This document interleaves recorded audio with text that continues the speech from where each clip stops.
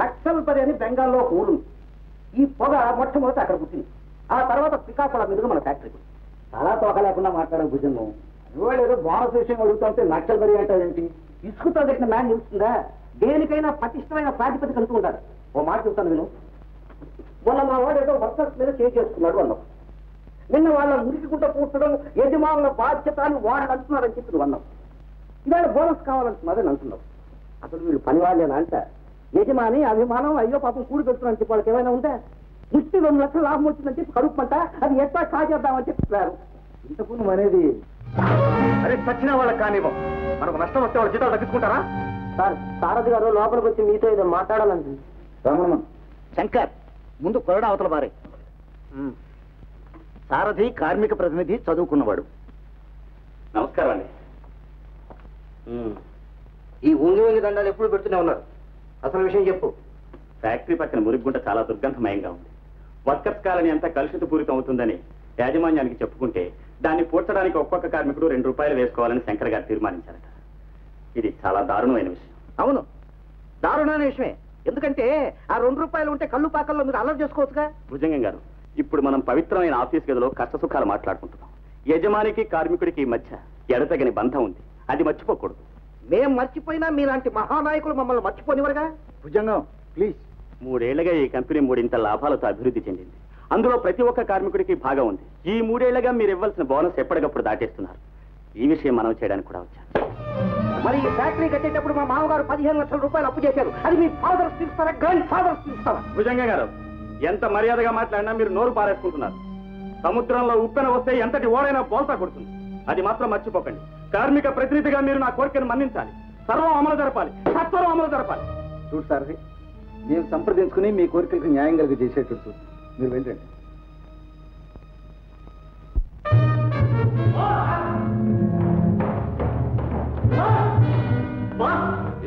Gauri fertilisers కార్మికులకు యజమాని భుజంగాకు తగల వచ్చింది బాస్. కార్మికులందరినీ నానా తిట్లు తిట్టిపోయాడు బాస్. అవును బాస్. అయితే ఒక ఐడియా. ఈ టైంలో ఆ భుజంగాన్ని సఫా చేస్తే ఆ హత్యా నేరం కార్మికుల పైన పడుతుంది. అప్పుడు తండ్రి లేని ఓ శంకర్ గాడు నా చేతిలో గులాం.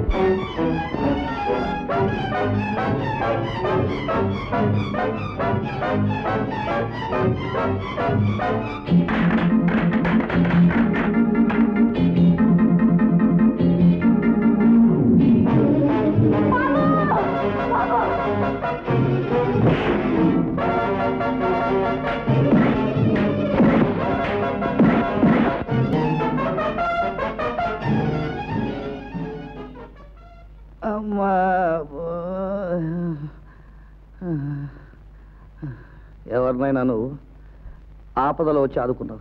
నా తండ్రి లాంటి వాడి బాబు. నాకంటే చిన్నవాడిలాగా ఉన్నది. వంశోద్ధారకులాగా వచ్చి కాపాడు. డ్రైవర్ పారిపోయినట్టున్నాడు. రండి, నేను దిగ పెడతాను.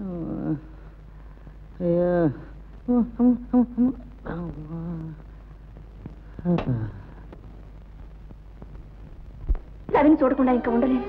వెంటనే వెళ్తాను స్వామి. ఎక్కడికని వెళతావమ్మా? పోనీ ఆ విశాఖపట్నంలో ఎక్కడున్నాడో తెలుసుకుందామంటే ఆ ఉండే చోటు కూడా రాయలేదు. అవును, రాయలేదు. ఏమండి, విశ్రాంతి తీసుకోండి. అవును సార్, మీరేమి ఇది కాకండి, రెస్ట్ తీసుకోండి. నువ్వు ఒక్కడేరాయా నాకు మంచి స్నేహితుడివి. కాస్త అటు ఇటుగా మా అబ్బాయి అంత వయసు ఉంటుంది నీకు, అంతేనా? నువ్వు పొద్దున్న లేస్తే నా పసుపు నా కుంకుమ అంటుంటావే, ఈవేళ అవి కాపాడింది ఇతనే. నిజమే బాబు, వారన్నది నిజం. నీ రుణం జన్మ జన్మలకి తీర్చుకోలేము. బాబు నువ్వు కూర్చో, నేను ఇప్పుడే వస్తాను. సరే, అసలు నువ్వేం చదువుకున్నావు, ఏం చేస్తున్నావు, ఏంటి? ఎంఏ ఫస్ట్ క్లాస్లో పాస్ అయ్యానండి. ఇంకా ఉద్యోగం ఏం లేదు. బాబు ఏమిటమ్మా ఇది? నీకే బాబు, తీసుకో. నా పసుపు కుంకుమ నిలిపిన ధర్మ తండ్రి మనసాక్షిగా ఇస్తున్నాను. ఈ కానుక తీసుకో బాబు. వద్దమ్మా, నాకు వాత్సల్యం, తల్లి ప్రేమ అన్నీ తెలుసు. మీ పసుపు కుంకుమలు మీ పవిత్రత వల్లే నిలిచాయి, కానీ నా సాహసం వల్ల కాదు. మీలాంటి ఉత్తముల పరిచయ భాగ్యం నాకు కలిగింది. అంతే చాలు. ఈ ఆనందాన్ని డబ్బుతో కొలిచి నన్ను కించపరచకండి అమ్మా. శాబాష్.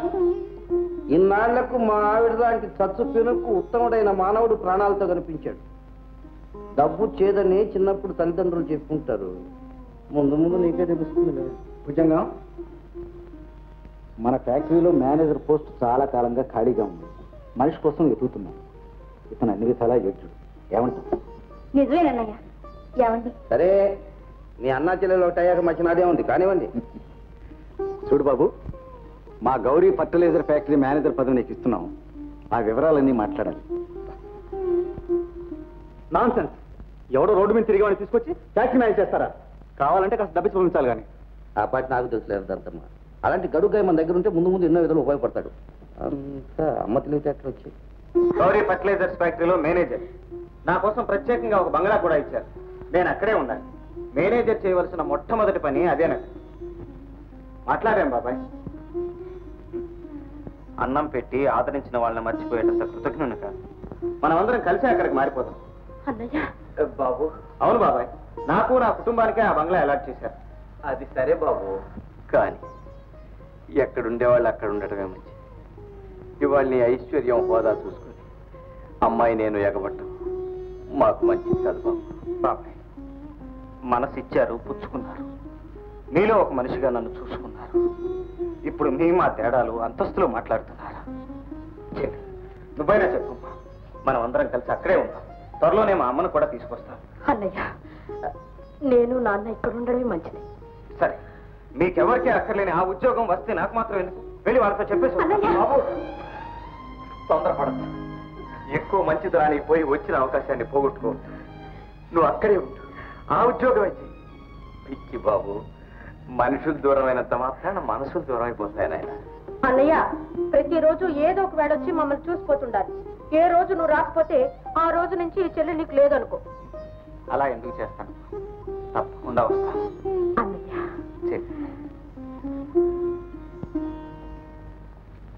అమ్మా,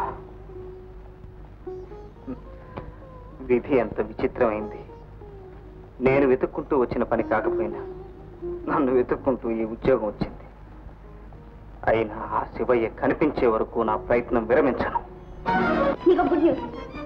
నువ్వేం చెప్పక్కర్లేదు. అదేం డాడీ? అదంతే. నువ్వు చెప్పేదేమిటో నాకు తెలుసు, కానీ ముందు నువ్వు లోపలికి వెళ్ళి. అబ్బా, నేను చెప్పేది వినమంటుంటే. అదేం లాభం లేదు. విననంటే వినను, అదంతే. డాడీ, నేను పాస్ అయ్యాను. థర్డ్ క్లాస్ లోనా? ఎప్పుడైనా థర్డ్ క్లాస్ అంటుందా? First class, BA first class లో పాస్ అయ్యాను. ఉండండి, సీట్ తీసుకొస్తాను. నా చిట్టి తల్లి చదువులోను ఫస్టే, అల్లరిలోను ఫస్టే.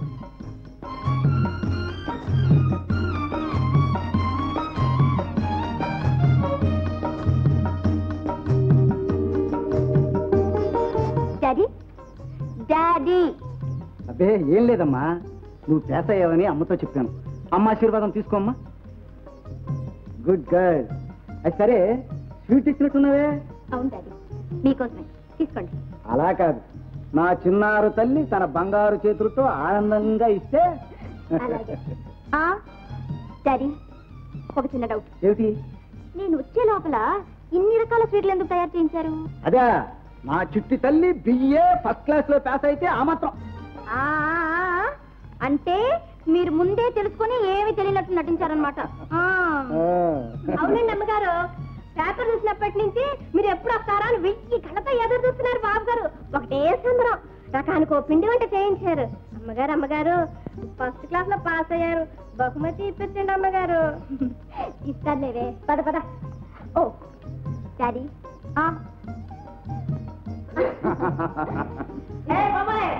నమస్తే నమస్తే. ఎలా బుజ్జే, ఏడైనా పాస్ అయ్యావా? ఏడైనా పాస్ అయ్యావా అని. అది కాదు బాబాయ్, ఆఫ్టర్ ఆల్ మీనాయే పేత, నేను పేతవడం. అది కాదు మీనా, ఇప్పుడు ఏంటంటే నువ్వు ఉద్యోగం చేయాలా పాడు చేయాలో చెప్పు. అందుకే ప్రతి ఏడాది పేస్ అవుతున్నావు.